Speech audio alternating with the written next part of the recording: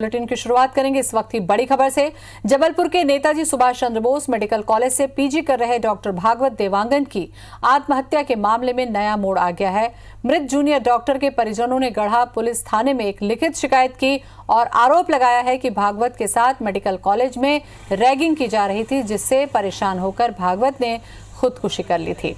शिकायत पर जबलपुर पुलिस ने जांच शुरू कर दी है। पुलिस ने मृत छात्र का मोबाइल फोन जब्त कर लिया है, जिसे जांच के दायरे में रखा गया है। इधर इस मामले में मृत छात्र के गृहग्राम में प्रदर्शन भी हुआ। छत्तीसगढ़ के जांजगीर के राहौद निवासी डॉक्टर भागवत के परिजनों और स्थानीय लोग आज अंतिम संस्कार के पहले राहौद में जस्टिस फॉर भागवत देवांगन की तख्ती लेकर सड़क पर बैठ गए और नारेबाजी की।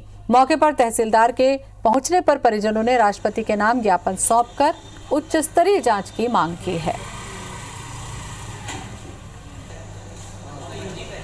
तो जूनियर डॉक्टर की खुदकुशी का ये मामला है। बड़ी खबर हम आपको दिखा रहे हैं कि जांजगीर में परिजनों ने प्रदर्शन किया, न्याय की गुहार लगाई और दूसरी ओर जबलपुर में शिकायत दर्ज हो चुकी है और उसके बाद अब पुलिस जांच कर रही है। मृत छात्र का मोबाइल भी जब्त कर लिया है। तो सीनियर डॉक्टर्स पर रैगिंग का आरोप लगाया था परिजनों ने।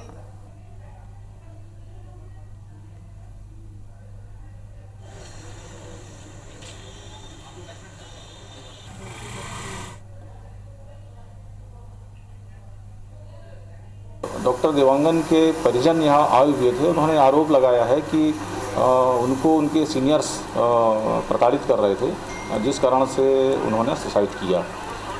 इस बात की बारीकी से तस्दीक की जा रही है, जांच की जा रही है और अनुसंधान में जो भी स्थिति पाई जाएगी उसके आधार पर वैधानिक कार्रवाई की जाएगी। हाँ, मोबाइल की भी जाँच की जाएगी। नाम अपना विकास द्विवेदी और सलमान खान, अमन गौतम और एक नाम है अभिषेक गेमे और शुभम सिंधे। ये 5 लोग इतने ज़्यादा उसको टार्चर करते थे, लगातार टार्चर करते थे। इसके लिए जस्टिस चाहिए, मेरे को न्याय चाहिए। इन लोगों ने मेरे को ज्ञापन दिया है माननीय राष्ट्रपति महोदय के लिए, माननीय राज्यपाल के लिए। मैं कलेक्टर महोदय के माध्यम से इसको आगे प्रेषित करूँगी और कोशिश करूँगी कि पूरी तरह इसमें हम लोग न्याय दिलाने के लिए तैयार।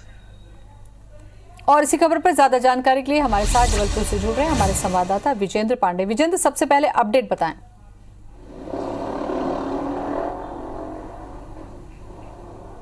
जी हाँ, मैं आपको बताना चाहूँगा ज्योति की जिस तरह से रैगिंग का एक आरोप लगाया है कि रैगिंग के से प्रताड़ित होने के बाद डॉक्टर देवांगन ने खुदकुशी कर ली और मेडिकल कॉलेज के ही हॉस्टल में खुद को फांसी लगाकर मौत के गले लगा लिया। इस मामले पर अब इन्वेस्टिगेशन की दिशा बदली है, चूँकि परिजनों के गंभीर आरोप हैं कि लगातार रैगिंग की जा रही थी, उनको प्रताड़ित किया जा रहा था, मेंटली टॉर्चर किया जा रहा था और उनसे 24 घंटे ड्यूटी सीनियर छात्रों की ओर से करवाई जाती थी और इस दौरान अगर वो झपकी भी लेते थे तो उनके साथ हॉस्टल में मार पिटाई की जाती थी। अब चूंकि ये आरोप लगाए हैं, लिखित तौर पर परिजनों ने लगाए हैं, लिहाजा पुलिस ने इसका इन्वेस्टिगेशन इस एंगल से भी शुरू कर दिया है। तो पीजी फर्स्ट ईयर के जितने छात्र हैं जो कि सहपाठी हैं, डॉक्टर देवांगन के रहे हैं सहपाठी, उन तमाम लोगों के बयानात जो हैं वो पुलिस की ओर से लिए जा रहे हैं कि क्या सीनियर जो छात्र थे वो कौन कौन थे और जैसा जिन 5 नामों का जिक्र परिजनों ने किया है उनसे भी 1-to-1 इंटरोगेशन जो है पुलिस की टीम से किया जाएगा।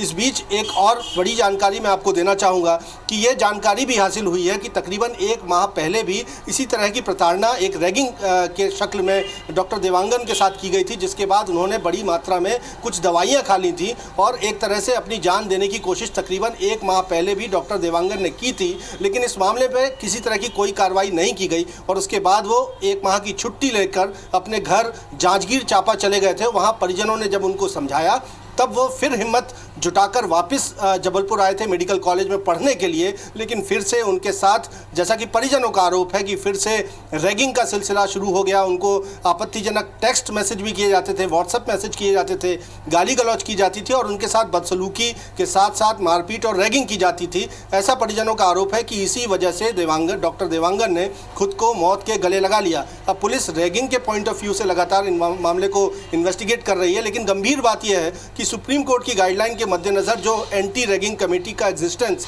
होना चाहिए वो कमेटी क्या कर रही थी और अब तक डीन का ऐसा कहना है। इसका मतलब है विजेंद्र की ये कमेटी एक्टिव नहीं थी। सीधी सी बात है कि ये कमेटी एक्टिव नहीं थी, अपने कर्तव्य को वो उसने दरकिनार कर दिया था, या फिर ये समझा जाए कि ये लापरवाही बरती गई, क्योंकि पहला भी ऐसा हो चुका है।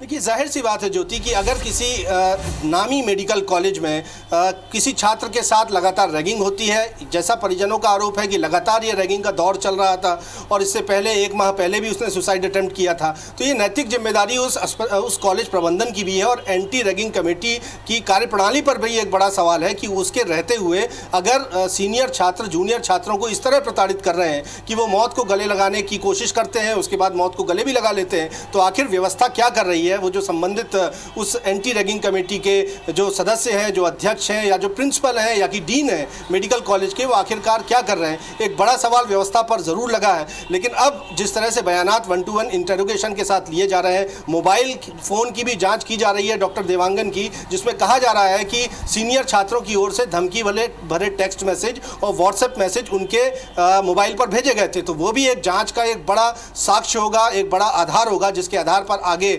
मामला बढ़ेगा। लेकिन लिखित में शिकायत दर्ज हो चुकी है, प्रदर्शन भी परिजनों ने कर लिया है, राष्ट्रपति के नाम ज्ञापन भी सौंप दिया है। इतना सब कुछ हो जाने के बाद भी क्या कोई प्रतिक्रिया मेडिकल कॉलेज की तरफ से आई किसी जिम्मेदार अधिकारी की?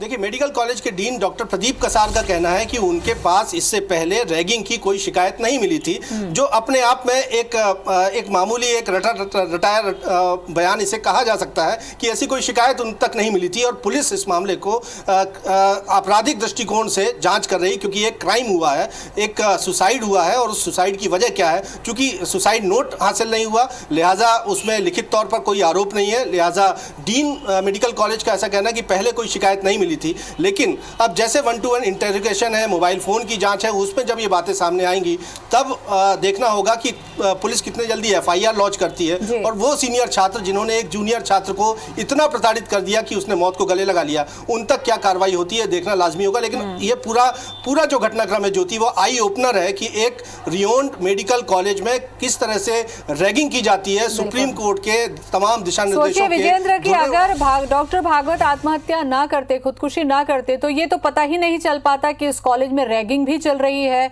और कोई इस हद तक प्रताड़ित हो रहा है कि कभी वो नींद की गोली खा रहा है, कभी वो फांसी को लगा रहा है।